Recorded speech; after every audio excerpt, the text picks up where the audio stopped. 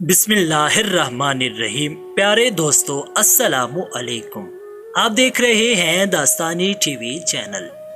دوستو آج کی ویڈیو میں بادشاہ اور اس کے لالچی وزیر کی سبق آموز کہانی پیش کی جائے گی اور بتایا جائے گا کہ لالچ کتنی بڑی بلا ہے۔ ویڈیو میں آگے بڑھنے سے پہلے آپ تمام دوستوں سے گزارش کی جاتی ہے کہ اگر آپ ہمارے چینل پر نئے ہیں تو ہمارے چینل داستانی ٹی وی کو سبسکرائب کرنا نہ بھولیے گا۔ پیارے دوستو، بہت پرانے زمانے کا ذکر ہے کہ کسی ملک پر ایک بادشاہ حکومت کرتا تھا۔ اس کی ایک بیٹی بھی تھی جس کا نام شہزادی نورین تھا۔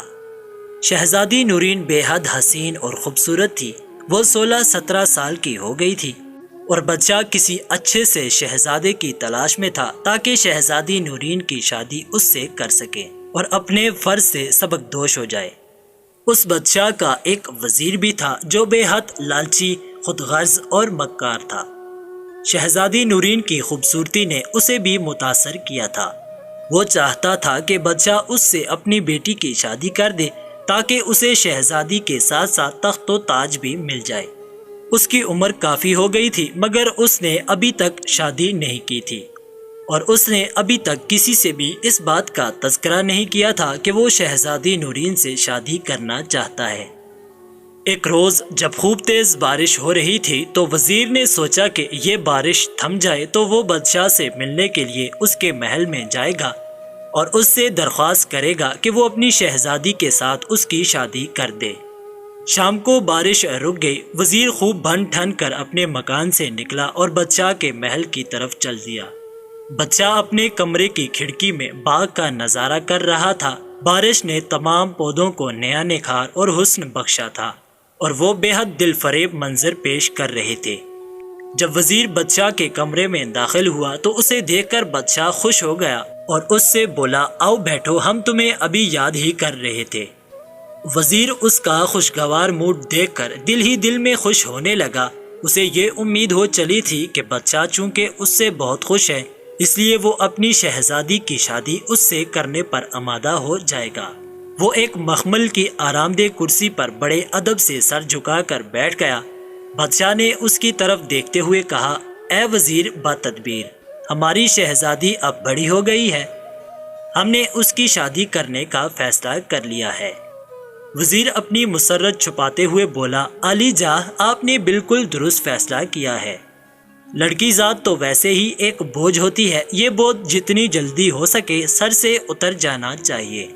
آج کل کے زمانے میں اچھے لڑکوں کی کتنی کمی ہے آپ اچھی طرح جانتے ہیں، مگر میں آپ کو یقین دلاتا ہوں کہ بادشاہ نے وزیر کی بات پوری طرح سنی بھی نہ تھی اور اس کے شانہ تھپ تھپا کر بولا، شاید تم یہ کہنا چاہتے ہو کہ تم شہزادی کے لیے کوئی اچھا سا شہزادہ تلاش کرو گے۔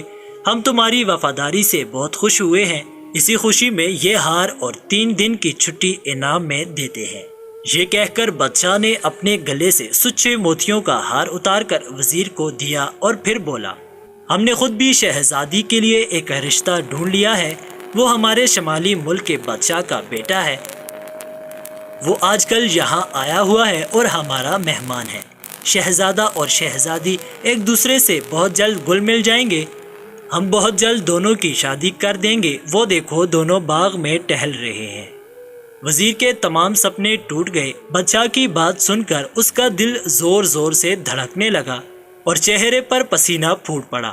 وہ آنکھیں پھاڑے اور منہ کھولے بادشاہ کو گھورنے لگا۔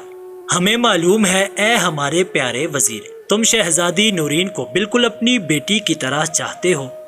تمہاری یہ حالت بتاتی ہے کہ تمہیں اس کی جدائی کا کس قدر افسوس ہے۔ ہم بھی جب یہ سوچتے ہیں کہ شہزادی ہم سے بچھڑ کر اپنے گھر چلی جائے گی تو ہماری بھی بالکل ایسی ہی حالت ہو جاتی ہے۔ صبر کرو، بیٹیاں تو پرایا دھن ہوتی ہیں۔ یہ کہتے کہتے بادشاہ کی آواز رند گئی۔ تھوڑی دیر بعد وزیر اس سے اجازت لے کر اپنے گھر آ گیا۔ اسے اس بات کا بے حد ملال تھا کہ شہزادی کی شادی اس کے بجائے ایک شہزادے سے ہو رہی ہے۔ چونکہ وزیر بے حد مکار تھا اس لیے اس نے سوچا کہ اگر وہ اپنی چالاکی سے بادشاہ کو قتل کر دے تو اسے یہ تخت و تاج بھی مل سکتا ہے اور شہزادی سے اس کی شادی بھی ہو سکتی ہے۔ وزیر کو ساری رات نیند نہیں آئی، وہ بادشاہ کو قتل کرنے کے مختلف طریقوں پر غور کرتا رہا۔ آخر اس کے ذہن میں ایک ترکیب آ ہی گئی۔ اس نے سوچا کہ وہ بادشاہ کے باورچی کو اپنے ساتھ ملا کر بادشاہ کے کھانے میں کوئی زہریلی چیز ملا دے گا اور بادشاہ کے مرتے ہی وہ عارضی طور پر تخت و تاج سنبھال لے گا۔ اس کے بعد جب پوری طرح ملک کی باغ دوڑ سنبھال لے گا تو شہزادی نورین سے شادی کرنا کوئی مشکل کام نہ ہوگا۔ یہ تمام باتیں سوچ کر وہ مطمئن ہو کر سو گیا۔ اگلے روز صبح محل میں بادشاہ، ملکہ، شہزادی نورین اور شہزادہ شکیل ناشتے کے لیے بیٹھے ہوئے تھے۔ بادشاہ کے چہرے پر فکر مندی اور پریشانی کے آثار تھے۔ ملکہ اس کی شکل دیکھ کر بانپ گئی کہ ضرور کوئی خاص بات ہے۔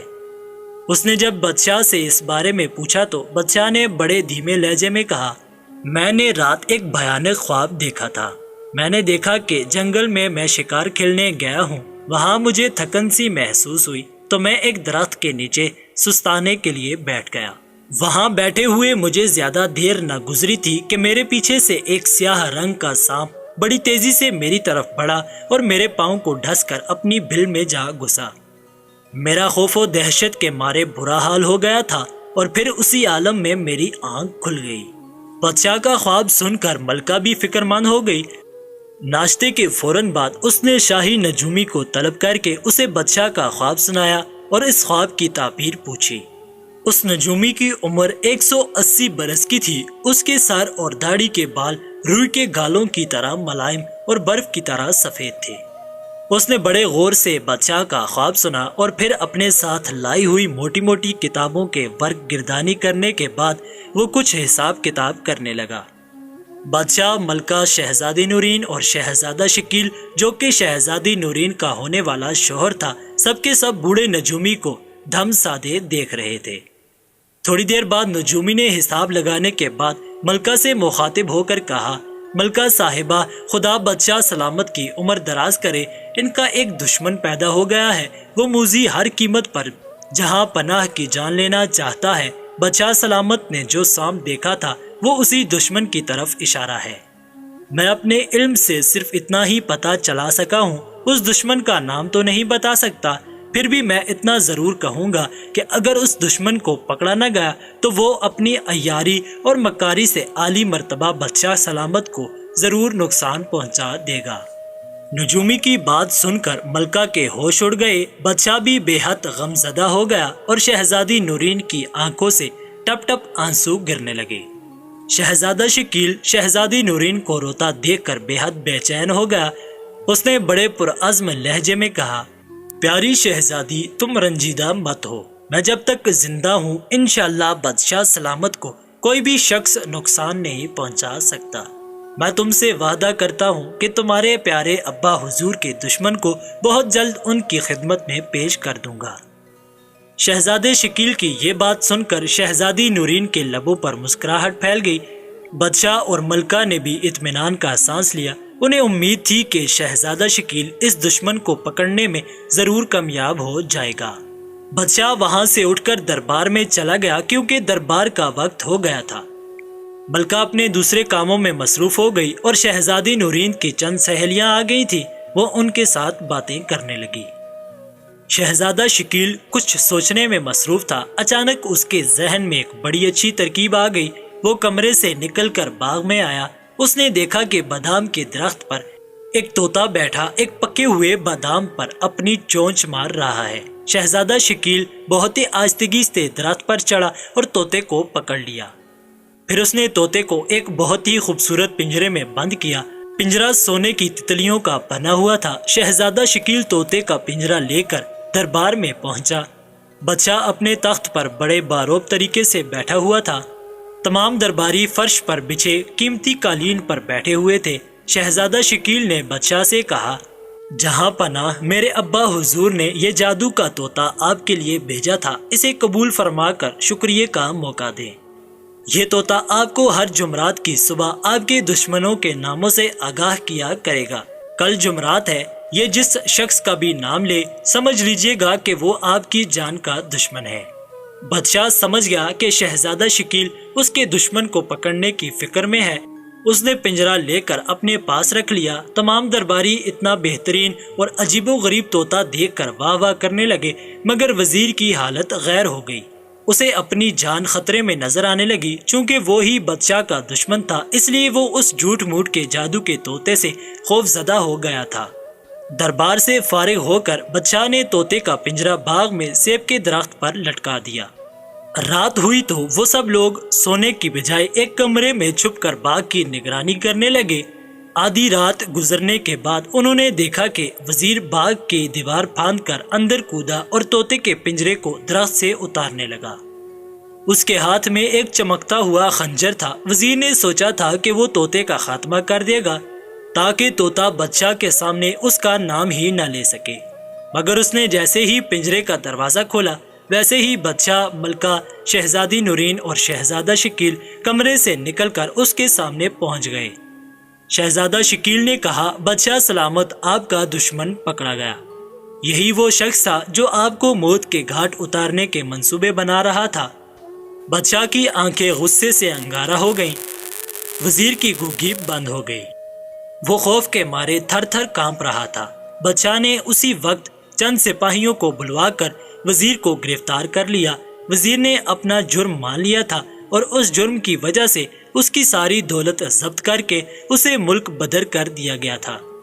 ملکہ اور بادشاہ شہزادہ شکیل کی ذہانت سے بہت خوش ہوئے تھے۔ چند دنوں بعد شہزادی نورین اور شہزادہ شکیل کی شادی ہو گئی اور دونوں ہنسی خوشی رہنے لگی۔